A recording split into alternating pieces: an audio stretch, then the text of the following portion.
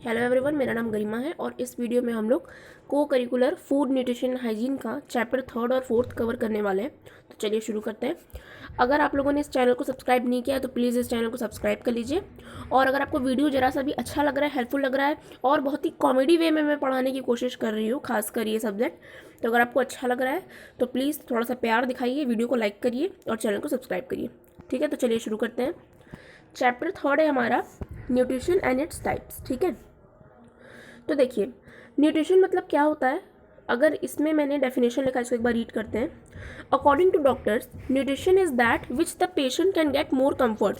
यानी न्यूट्रिशन मतलब वो होता है डॉक्टर के हिसाब से कि पेशेंट को रिकवर कराने के लिए, या फिर पेशेंट को रिकवर कराने के लिए मतलब कि जब हमारा पेशेंट बीमार रहता है, वीक रहता है, तो उस टाइम उसको रिकवर कराने के लिए जो उसको डोज दिया जाता है डाइट का, उसको न्यूट्रिशन कहा जाता है। लेकिन अगर हम लोग पेशेंट के नज़रिए से देखें तो न्यूट्रिशन मतलब होता है कि he has to sacrifice his favourite food for better health. जैसे बहुत लोगों को मोमोज, समोसा, गोलगप्पा ये सारी चीज़ें अच्छी लगती हैं, लेकिन वो लोग उसको रेगुलर बेसिस पे तो नहीं खा सकते हैं। तो उनको मतलब कि नॉर्मल लोगों का मानना है कि अगर उन्हें हेल्दी रहना है तो उनको ये सारी चीज़ें सेक्रीफाइस करनी होगी। आप कभी कदार खा सकते हैं, लेकिन ऑन अ रेगुलर बेसिस ये सारी चीज़ें हम लोग को नहीं खानी चाहिए। ठीक है, चलिए आगे पढ़ते हैं।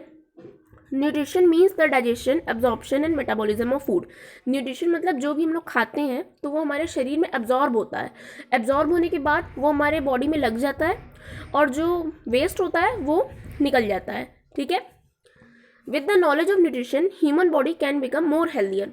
अगर हमें पोषण का, न्यूट्रिशन का पूरा नॉलेज रहेगा कि किस तरीके से हमें हमारी डाइट को मेंटेन करना है, कितना खाना है, कब खाना है, क्या क्या चीज़ें खानी है, तो हम बहुत ही हेल्दी वे में जी सकते हैं। Good nutrition leads to good physical health and mental health. अगर हम लोग अच्छा खाना खाएंगे, हमारा पोषण सही रहेगा, तो हमारा मानसिक रूप भी स्वस्थ रहेगा और फिजिकल रूप से भी हम लोग हेल्दी रहेंगे। Deficiency of these diseases can lead to diseases such as scurvy, anaemia. अगर हम लोग लॉन्ग रन में किसी भी विटामिन या मिनरल की कमी हो जाती है तो हमें इससे बहुत सारे डिजीजेज हो सकते हैं, जैसे कि स्कर्वी, अनीमिया, बेरी बेरी। ठीक है, चलिए नेक्स्ट पढ़ते हैं।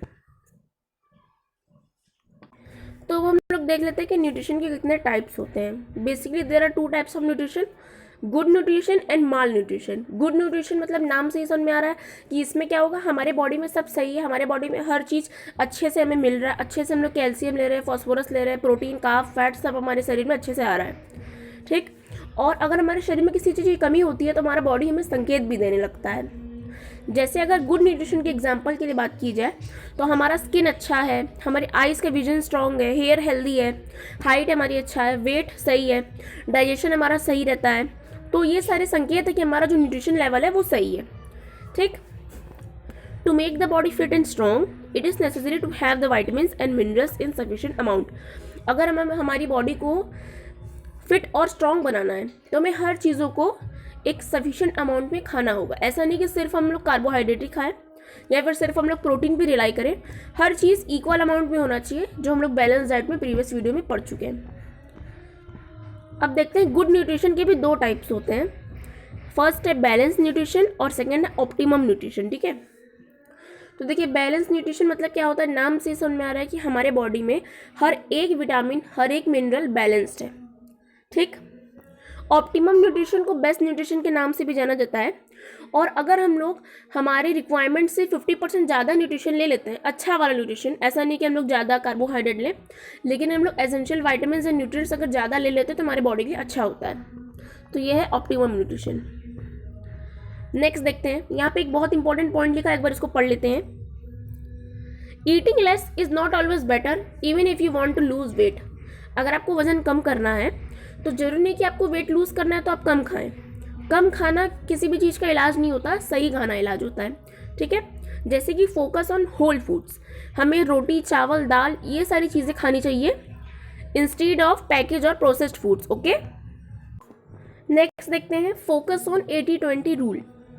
ये रूल क्या कहता है कि 80% हमें हेल्दी फूड खाना है, 20% हम लोग कभी कभी अपने मन के लिए, इंजॉय करने के लिए अपनी लाइफ को हम लोग स्ट्रीट फूड, जंक फूड खा सकते हैं। ठीक, फिल इन द गैप्स, जैसे कि हम लोग ब्रेकफास्ट किए, फिर उसके 2 से 3 घंटे बाद हम लोग लंच करते हैं, तो उस बीच के गैप में हम लोग कुछ एक्स्ट्रा एडिशनल चीज़ खा सकते हैं जिससे हमारी बॉडी को अच्छे अच्छे न्यूट्रिशंस मिल जाए। ठीक, नेक्स्ट टॉपिक है हमारा माल न्यूट्रिशन। माल न्यूट्रिशन मतलब इसमें देखिए अंडर न्यूट्रिशन और over nutrition.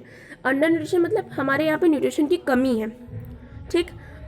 According to Emily Wonder, malnutrition means disorder nutrition which may be due to excessive और डेफिसिट।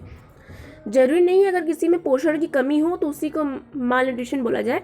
अगर किसी के अंदर बहुत ही ज़्यादा पोषण की अधिकता भी है तो उसको हम लोग माल न्यूट्रिशन में कंसीडर करते हैं, ठीक है।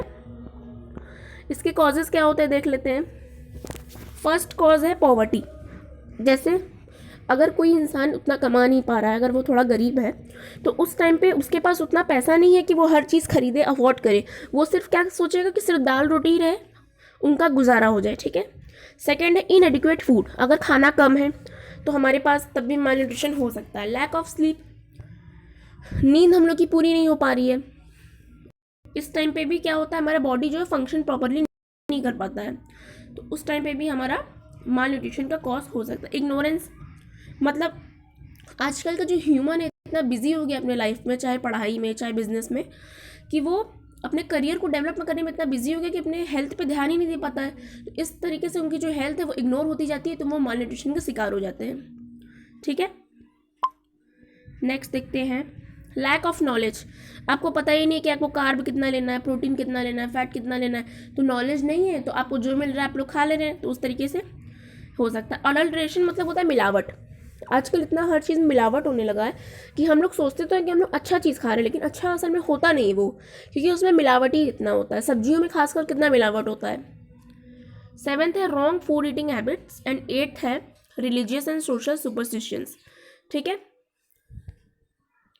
रॉन्ग फूड ईटिंग हैबिट्स मतलब हम लोग जिस चीज़ को जिस अमाउंट में लेना है उसके बजाय हम उसको ज़्यादा कर ले रहे हैं या कम कर ले रहे हैं, ठीक है।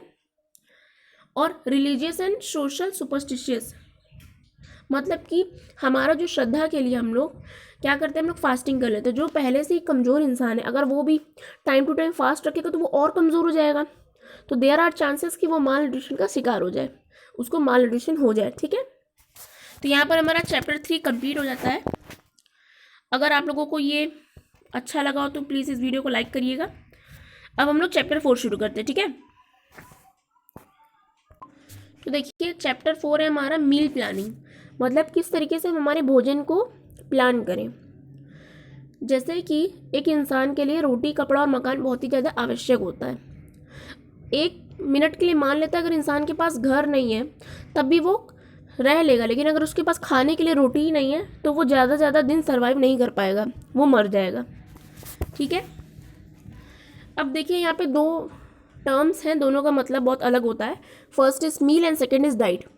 मील मतलब क्या होता है, एक समय का भोजन। जैसे अगर आप ब्रेकफास्ट कर रहे हो तो वो आपका मील हो गया, लंच आपका मील हो गया, डिनर भी मील हो गया। लेकिन डाइट मतलब होता है कि जो रेगुलर आमतौर पे जो आपकी खुराक है, मतलब जो आप लोग खाते हो, ठीक है। जैसे वेजिटेरियन की बात की जाए तो उनके खाने में क्या क्या मिलेगा आपको, दाल चावल रोटी सब्जी सलाद रायता पापड़ अचार, ये सारी चीज़ें आपको मिलेंगी, तो ये डाइट होता है, ठीक। आगे बढ़ते हैं। देखिए फैमिली फ्रेंडली फूड, यहाँ पे दो एग्जांपल है। देखिए एक फैमिली ए है और एक फैमिली बी।